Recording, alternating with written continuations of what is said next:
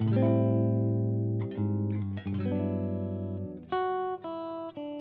y'all, welcome back to the channel. In today's video, I'm going to make a stereo rig. I just figured out how to run my Tonemaster Pro in stereo with the hardware that I currently have in my house, but I haven't built a dedicated stereo rig yet, so let's figure it out together. Here we go.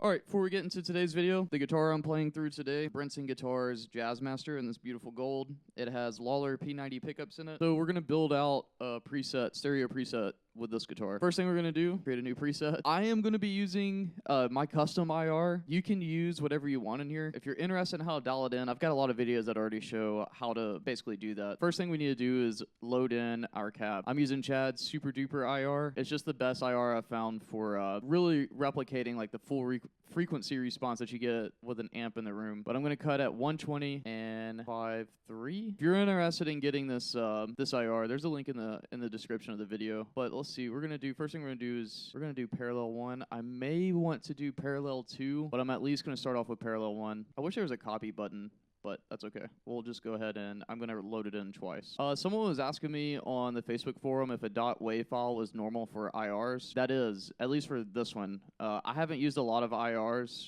In full disclosure, this is really the first one I've gotten myself into. This one was a .wav file, and you just literally drag and drop it in. It's pretty straightforward. So what I'm going to do is just dial in an amp at a time. Now notice your combo amps are grayed out. That's because we already have a cab loaded, and it won't let you do 2 cabs stacked. The tone that I'm going to go for, in full disclosure, lately, as I'm getting older, I enjoy cleaner guitar tones. But I do need to have access to distortion when I'm doing any type of metal, because metal is kind of where I grew up as a player, but now that I'm getting older, I'm getting more into like R&B and neo soul and math rock. So what I think I'm gonna do is a Princeton and a Vox amp and blend them together. Those have kind of been my favorite amps lately. But what I am gonna do for sure is we're just gonna dial in 1 amp at a time, then we'll focus on the blending. So let me hear. Yeah, that sounds good as is.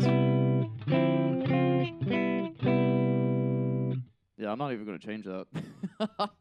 That's exactly what that sounds like. A Fender amp to me. Now let's dial in our Vox amp. I'm gonna use the Brilliant setting. I just like the way that it sounds. It really punches. I think it's gonna work well with this Princeton. Now on this amp, your gain is associated with your volume, so I don't really want any gain on this. I'll use a pedal for that. Trade-off is I'm gonna pull back my volume, but I'm gonna increase the amp level. So you can basically think of this as like the flavor that you want out of the amp, and then this is the overall volume that's gonna be provided by it.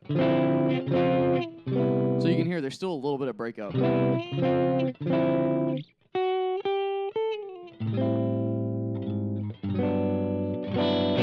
I like it though, so I'm gonna keep it. I'm gonna pull my bass back just a hair, and I'm gonna push my treble. So now let's get the 2 amps together. And what I'm gonna do is I'm gonna do this might be too aggressive of a blend, but we're gonna find out. When I'm in the studio like recording, I will typically do a 30-30 split. So I'm curious how this pan works in the room.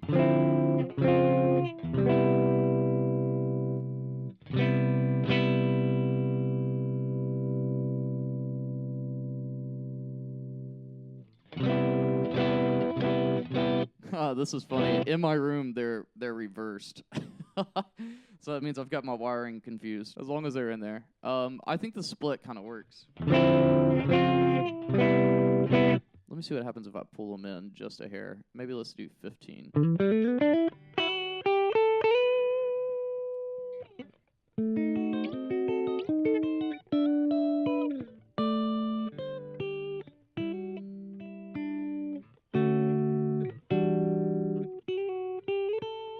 Yeah, that sounds good. It's really thick in the room. If you're not hearing it on the phone, make sure you're listening to it with either headphones or through like whatever sound system you have, because you should be hearing audio exactly how I hear it. I'm recording directly in. So now I need to set up my reverb. So we're gonna get into effects, reverb. Lately I've been really digging this large hall reverb. You just gotta dial it back a little. So I'm gonna pull it back in the mix. I'm gonna pull back my decay. Now let's hear what this sounds like.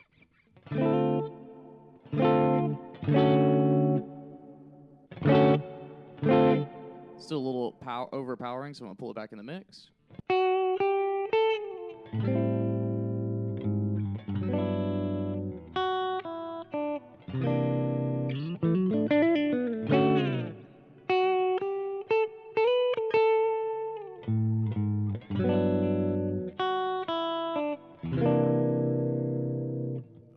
That is just beautiful. All right, so some things I need, the effect pedals I need in front of this are, I need a tremolo. I use tremolo a lot in the band. Let's see, I've been messing around with, you know what, instead of tremolo, we're gonna do a rotary speaker. This is basically replicating a Leslie.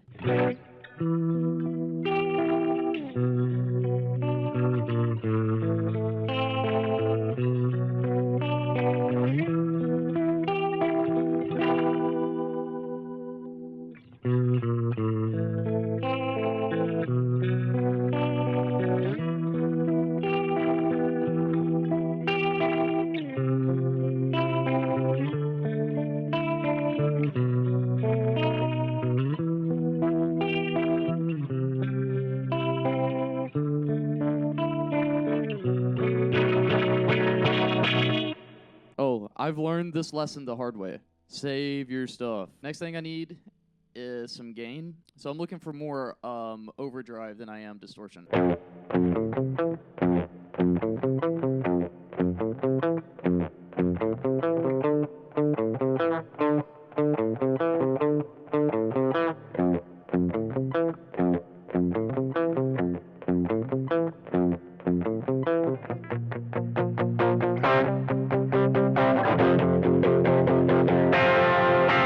Yeah, that sounds pretty good. Maybe let's boost the gain just a hair, and I'm going to pull back on the treble. Because I'm playing a P90 guitar. It's already pretty bitey. One thing I've been having recently with this P90 guitar is when I'm in the middle position, if my overdrive is like cooking just a little bit too much, the middle position almost gives it like a fuzz effect. See, if I'm going to play in the middle, which honestly I should account for. Because one thing I've noticed playing in the band setting is that if I'm in a room with fluorescent lights, single coils pick it up. And the noise gate on here, it does its job, but it's very aggressive. So to get the best results, what I was doing was just playing in the middle position, which basically you think of as like a humbucker at that point. I should probably dial it in with this, just so I am flexible. And that's the thing. That's where like kind of experience kind of comes into play. So the more that you play live, try to pay attention to these things. And whenever you're creating your preset, create them with that in mind. Like think about, man, what was the pain point? Like in the last rehearsal I had, my ceiling fan has LEDs in it, and it was just picking up on it. Like it's just a noisy circuit. But that's how I got around it. All right, so that's my overdrive. Hey, I want you to notice something real quick. I usually try to stay away from tremolo systems. Tremolo systems, it's like if you try to do any type of drop tuning, like with editing, I don't know what you heard yet, but I basically went from standard to drop D. The Mastery tremolo system on this Brinson guitar allows me to basically use my guitar how I normally do, but I have the added expression of vibrato. And this is like crazy. Still in tune. I was in drop D, went straight from drop D to standard, doesn't affect the bridge. Then all of a sudden I go back into standard. No issue. These bridge systems are just incredible. Anyways, let's finish out this build. So now I'm going to add my distortion in. And what I want to try to have happen is where, if you guys have seen my videos, you've heard me play like Lamb of God. I am a big Lamb of God fan, and I enjoy like that style of metal. So I want something that's a little bit aggressive. You hear that sound?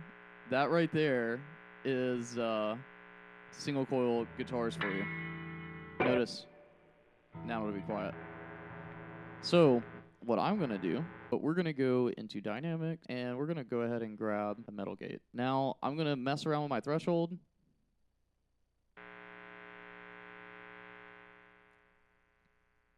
I don't want it to be so aggressive. So if you notice, the way that I dialed that in was I just went until I don't hear it anymore. That's the key, because otherwise it'll be overwhelming. All right, now let's dial in a distortion sound.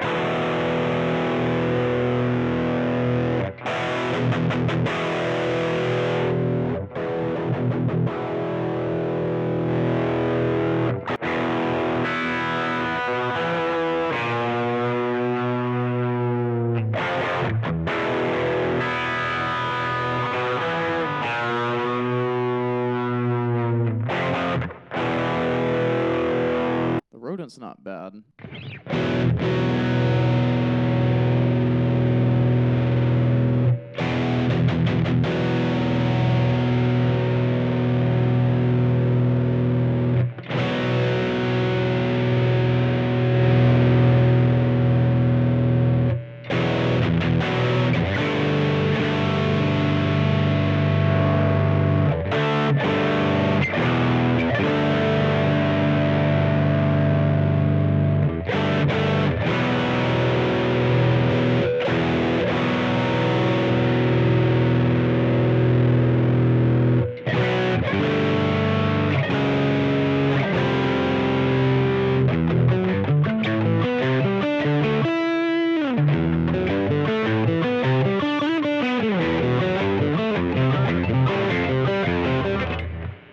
let's test it out.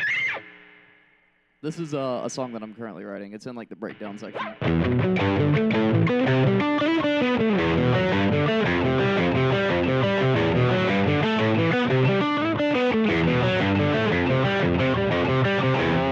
Yeah, I like that.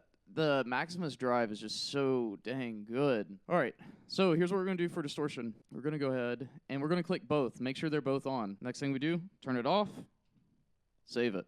All right, the next thing I need is a delay. We're going to add in, then my delay is going to go in here. So now I'll go into Effects. We're going to go to Delay, and we get to use a stereo delay, which is going to be sick. Oh, how do I want...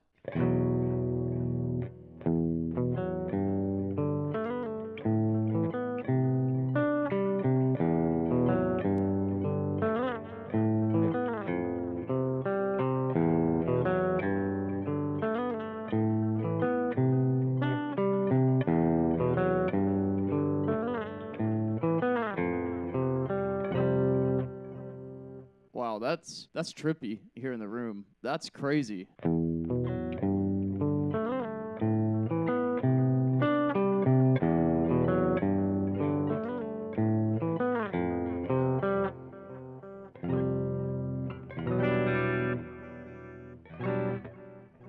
I think I actually want it slower. I know a lot of people do it faster, but what I enjoy about this is look how much like ambiance this is adding.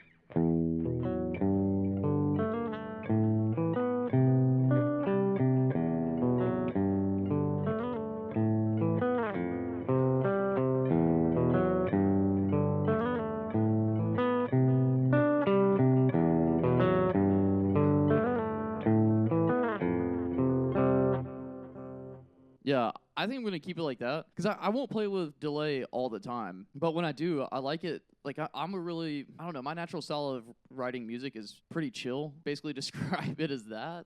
I guess that if you didn't want it in stereo, what you could do if you wanted to make this more your own, let's go ahead and save it first, is that you could run like 2 different delays and then have a button that's stereo delay and then a button that's normal delay. Now, I'm a big wah guy, so we're going to set up a wah pedal too. Filter and pitch, custom wah. Now you're about to see my favorite wah settings. First thing we got to do is we got to assign my toe switch. I'm using the Fender official pedal. Any of them will work. Now if I look, I can turn it on and off. If you don't make the facial signs whenever you use a wah pedal, you won't get all the tone out of it. Just a pro tip. All right, so for my range, I like a low mid, and then for my inductor type, I like the halo. Because I'll use it as I won't always just do the like...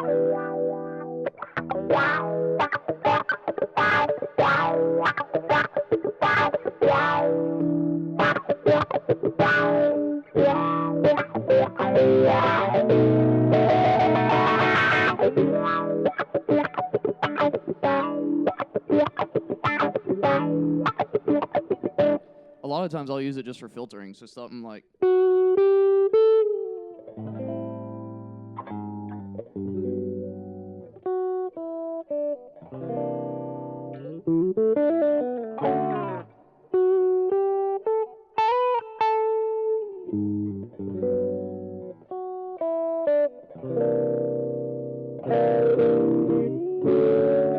I think I'm going to leave it here. This is pretty much everything I need. This coming Thursday, we're having our first webinar series, so if you're interested in studying guitar and music theory with me, patreon.com/DamionAndy. Link is in the bio. We have our first webinar this week where we're going to go over the fundamentals of music and talk about what that means and then start building you up with music theory. This week, we probably won't be doing a lot with the guitar. We're just going to be doing theory. The idea is that all of these are going to be recorded, so if you're interested in studying and really wanting to understand the fretboard and really how music is made, this is your series that you want to be a part of. We're going to be doing about 30 to 45-minute lectures. They're going to be recorded, so if you can't make it to a lecture, but you still want to watch the videos, you're going to have a whole catalog of them as this thing keeps going. Also, for those that are able to make it, after the lecture, I'm going to cut off the recording, and then we're just going to open up the floor to a live Q&A. So make sure you got your guitar or any guitar questions you have or producing questions, and we'll talk about it. As this continues to grow, if there's an area that you're interested in, let me know, and we'll cover it in a webinar. But anyways, with that, I want to know 1 or 2 things you're grateful for in the comment section. For me, I'm grateful you're here. I just became a partner with YouTube today, so I don't fully understand what all that means yet, but I just want to say thank you guys so much for the growth, and I'll see you in the next video.